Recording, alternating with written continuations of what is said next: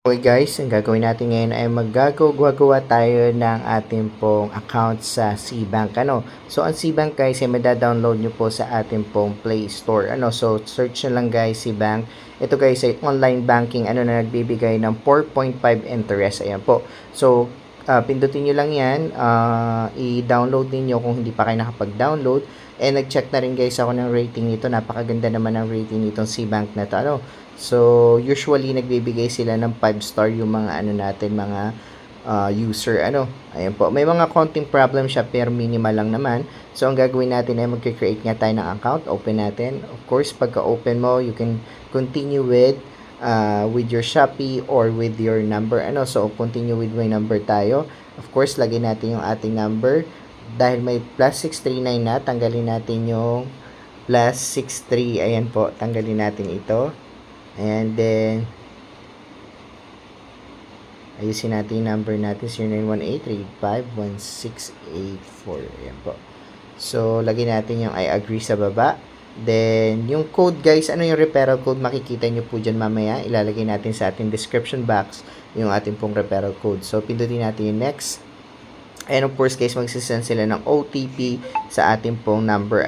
So, kukover ko lang po ng referral code sa inyo pong number. And of course guys, you have to set your password. Yes, ayan, sabi niya, your password can be used for login and transaction authentication. Confirm password. Ayun, i-cover ko lang po uli.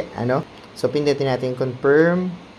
Then, of course, active, sabi niya, the active touch ID to transfer login experience. Active now, ang gawin natin. Of course, guys, lagyan natin biometrics. Ayan, then, successful. Of course, start facial recognition. So, pindutin natin while the app is using.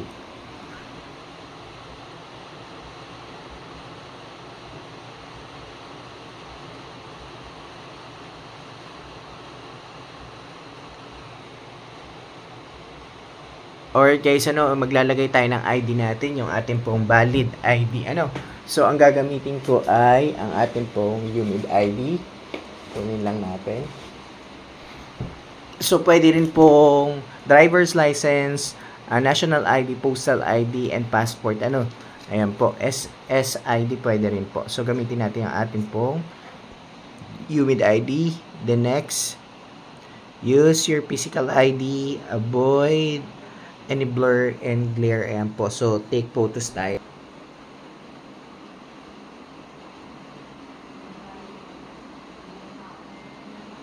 Tapos, pindutin natin confirm. And of course, lalabas po yung atin pong information. Please double check that all of the information you supplied matches your ID before moving. Of course, guys, your ID number. Check nyo guys, kung ID number ninyo kung tama. Then, first name, middle name, and of course, yung iba pang information. Okay, tanggalin natin to. Philippines, male, of course, yung birthday mo. So, next natin kung tama. And of course, country birth, Philippines, city. Lagay natin dito, Quezon City. Of course, occupation, employee. Ayan. Tapos, company industry. Okay, hanapin natin dito yung sa ating food and beverage. Tapos, company name is required. Ang nakalagay dito ay lalagay natin yung ating previous and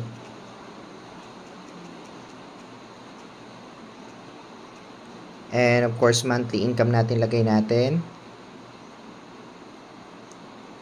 Of course, source of funds, salary, and savings, purpose account savings.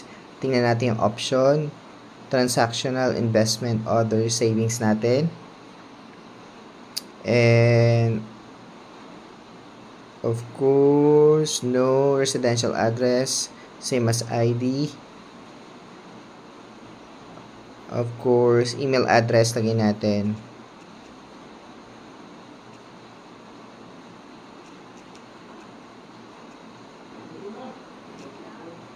Then, next tayo.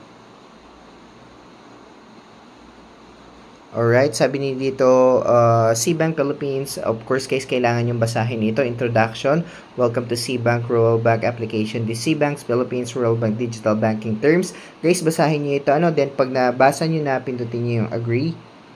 I have read and agree the terms and service above. Napaka-importante guys. Pindutin natin yung next. And of course, create your own PIN. Yung PIN po ninyo.